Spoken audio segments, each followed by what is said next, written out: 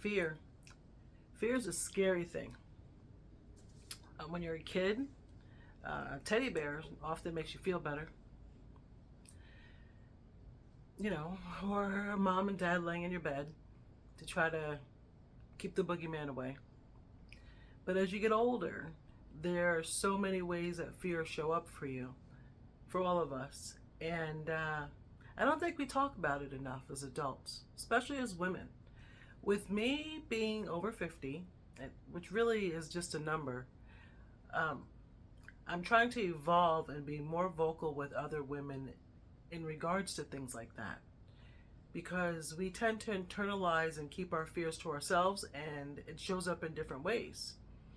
Anxiety, health issues, how we deal with other people, what we choose to do, what we choose not to do. I mean, there are other factors that pop into what creates fear in some people, other than outside influences such as hormones. But even those things we're afraid to talk about. I think we need to be better with that.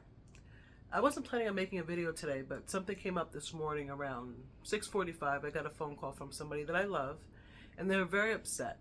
And they were upset because as they were getting ready in the morning, they started scrolling around on their cell phone and saw some headlines in regards to changes that are being made within the government and how it's going to impact people.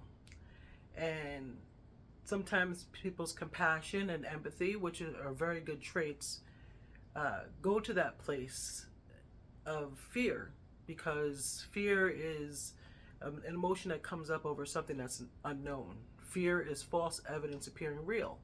But when you see certain things that seem like they can be true or can be real, it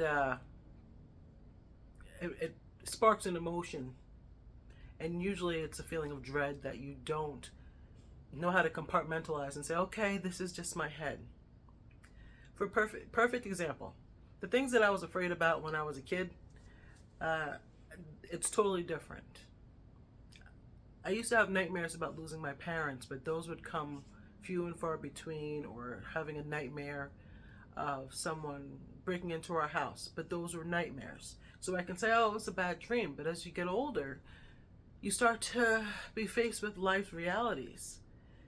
When I was in my 20s, we lost a friend that I had from kindergarten. He was in an accident with a forklift or something, and we were in our early 20s, and there's no reason, for us in our 20s, there wasn't something that we really thought about. We always think about your parents, losing your parents, because you expect them to get old, you expect them to die. We know that that's a part of life, but when you're a kid, seeing that, it impacts you differently. My daughter and her closest friends lost one of their closest friends in 8th grade. He went to sleep one night and he didn't wake up. And I can tell you that my daughter is going to be 28. Yeah, she's 27. And I don't think she's had a normal night's sleep since the 8th grade. Because the idea of her own mortality, or she used to be afraid that she wouldn't wake up. And I don't think she's had any real peace. I'm hoping she does now as she gets older, but those life experiences impact you in other ways of your life. So this morning, the reason why I'm jumping on here is because when I talked to my loved one this morning, and they were so distraught, like in tears, over things that she has no control over. None of us do. And I think a big part of it is the embers and the fuel that is used to stoke our fears. So if you're afraid of something, let's say you're afraid of volcanoes, and you live in an area where a volcano is possible, but everything you see on your phone as you scroll on social media or on the news talks about the volcanoes, of course it's going to make you more fearful that the possibility of a volcano is imminent. I don't know about you, but there are certain things that I am afraid of that I never used to be. Or maybe, I'm not even going to say afraid of, but I react differently than I did maybe 20 years ago. So, perfect example, I could be driving on a highway on my way home, going towards home in that direction, and I see an ambulance coming in the opposite direction. I get this feeling like, which I think is the fight or flight feeling, where it's just, my nerves are shot. So I'm like thinking, I'm like, oh my God, you know, is my family okay? 20, 30 years ago, I would have never thought that. I would have been more about, oh, look at the ambulance, versus, okay, who's in that ambulance? Is it somebody that I know? Is it somebody that I love? That fear shows up. My girls, when they first started driving, and even still this day, I could be sitting and the phone would ring and they're out of the house. I get a feeling of dread and I know that I shouldn't. But when you hear bad things happen, you always, I guess, kind of relate it to the possibility of it happening to you. I could sit in the recliner next to my husband and my daughters call him instead of me because, you know, I'm the cool parent. Hope he's not watching. I'm the cool parent, so they normally call me. And if they call him, it makes me think they're trying to protect my feelings. So as soon as that phone rings and he says, hey, babe, I get nervous. I'm like, what's wrong with my kid? What's wrong? And I look at him and then I literally can't breathe. Like I feel myself holding my breath. But the thing about it is, because I'm a mom and I'm strong, and maybe not even just being a mom, I think women are just geared to try to endure. When that happens, I don't let it known that I'm afraid. I just hold my breath and wait for my husband to say, oh yeah, she wanted to know if we want anything for dinner. And then it takes me a few moments to get that feeling of dread out of my system. I don't know why that happens. I don't think, oh, our daughter's calling? Oh, wow, she must really miss us. Maybe she wants to pick up ice cream for everybody. Yeah, that's good. My mind doesn't go there. When these things, if you can relate, let me know in the comments. I don't think that it's just me, because I have conversations with people all the time where their mind goes to the worst case scenario in every situation. It is literally the what ifs. Like even with some of my closest friends, they'll say they're playing devil's advocate. Okay, well, if you talk about something, they're playing devil's advocate. In a sense, what is the worst thing that can happen? And that's what the focus is on. It's not, the focus isn't on all the great things that are happening and what we should be hoping for and expecting. It is the worst case scenario. Our children could work late, and you know, whether it's bad weather, or my husband could work late and it's bad weather, and the thought is, oh my gosh, the roads are bad, will he be safe? Not, oh, look at the opportunity he just got to make some extra money. That's going to be great. I wonder what he's going to do with that money. No, it's like, what if the truck slides and hits something and he doesn't come home? It is a rough way to be. So I'm really trying to think about this in a way of, how do you compartmentalize that, or how do you adjust to that? How do you deal with it? I had heard, I think it was Oprah, when I went to her Life You Want weekend or something, she was talking about a glass of water, that you picture your day or your life as a glass of water, and then as the day goes on, you fill it up, or you let liquid come in. And is the things that you're letting into your water, is it muddy or is it clear? Because these are the things that your water is something that you're taking in. And are you taking in things that muddy your water, invoke fear in your spirit? Yeah, when I became a life coach, one of the mission that we had as being a life coach, is to be able to elevate the energy in the world. And I can tell you that as much as I love social media, and I love YouTube more than anything, because I can decide what I want to ingest, decide what I want to take in. So if I want to see people cleaning their house, I can look up cleaning. If I want to see people decorate for Christmas, I can look that up. If I want to look up budgeting, I can look that up. So I'm in control over the things that I want to let in. And I think that's a great thing, because we are overstimulated with so much information from so many different areas, and where things used to be based off of facts, we're now fed everybody's opinion when it comes to things that are divisive, and it's very hard not to feel melancholy, I guess. I mean, that's what I say to my friends sometimes, and I'll just say, you know, because we all have bad days. Even if I come on here and I'm happy and I'm excited and I'm telling a story, that's great. But I'm human and we all have bad days. And sometimes I can't say what it is. And yes, 50, I'm probably going through perimenopause. So there are days where I really don't know where these emotions come from. But I can see that if you take a look at the outside world, just in the United States alone, what we see from people and what we are shown in social media and in the news is not the best of humanity.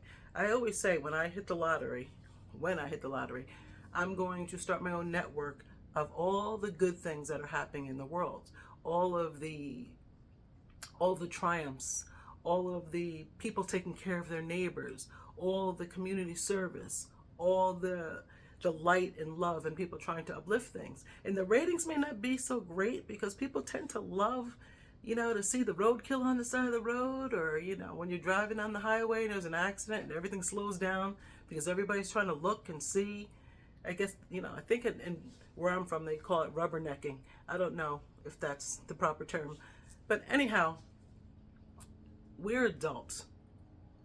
And besides the idea of trying to take care of ourselves, taking care of our family, if you have one or if you have children, keeping a roof over our heads, eating, feeding ourselves, looking out for loved ones. Some of us are in the sandwich generation where we have parents that care for and children that we care for.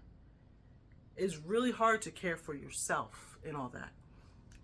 And if you don't have time to go to the spa or, do 45 minutes of a workout every day because you're in a demanding job and you come home and you're doing things, if you don't have time to do for yourself what you need to feed your soul, that's going to give you peace and help you navigate the waters of things that are out of your control, because we tend to be in an ocean of it.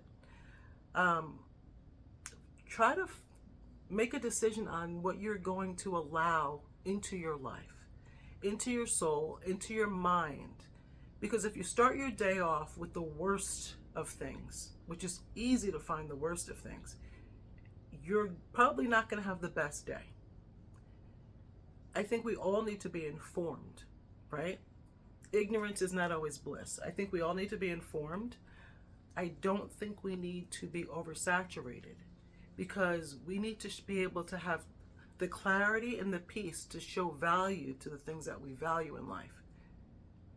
If you're not doing that, you sometimes are forced to do that. I don't know if you saw my video yesterday. I had my cardiologist appointment, and I'm 50, and I've had some abnormal EKGs before, but now it's like, oh, you need to wear a monitor for a week, and you need to do a monitor, you need to go for an echo, all these things that, I need to go to deal with health-wise, that as you get older, you realize that your health is not something that you can take for granted. Although I have. So those type of situations, it makes you stop and pause and realize what's important. Like, you need to focus on that. You need to focus on you. And if you can't control everything around you, you need to try to work on controlling how you're dealing with it, or how much you're going to let it impact you, or how much you're letting in. Because hot topics are a topic that everybody wants to talk about. And you can go in the grocery store and hear people talking about stuff. Your friends will send you stuff on Instagram, and they'll send you stuff. You'll turn on the news, and it's not like back in the day with Warner Wolf and Dan Rather, and you watch the news on 2, 4, 5, 7, 9, 11. I don't know what the channels are by you, but it used to be at certain times a day you saw the news. Now we get news from everywhere. And then you do wonder, was ignorance bliss back then? Because we didn't know everything that was going on in the world. And I don't know if that's beneficial, because now that I'm overly informed and I can't do anything, it gives me a feeling of helplessness. So is being overly informed beneficial for me? I don't know. What I would like for you guys to share in the comments, if you take the time to watch this video, I just need to say it because I think we all could use a virtual hug. A virtual hug, and know that there are good people out there, and there are people who care, and you're not alone. There's a network of people who may not be vocal or may be vocal, who really do care about their fellow man and each other, and do want to spread love and uplifting energy in the world. So please feel my hug. Feel my hug, because I'm sending you one. Please do me a favor and like and comment and subscribe to my channel if you think my conversations or blabbering or however you see it brings you any kind of value. But just take care of you, because there are no do-overs. This isn't the rough draft. We only get one copy of this life. And how we live it and how we want to feel every day is something that we're going to try to have to work on. And we can't pretend that life isn't the way it is, that we're not going to have hardships and struggles and other people aren't either. But you got to love being here, and you got to love the blessing of breathing, because some people don't have that opportunity anymore. So you get to decide.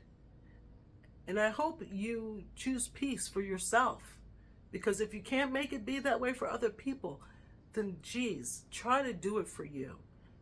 I hope you have a great day, and I hope this doesn't bring you down. I hope this brings you up. I really do. And just know that I'm here because I care. And yeah, this is me evolving, guys. You're evolving with me. Have a great day.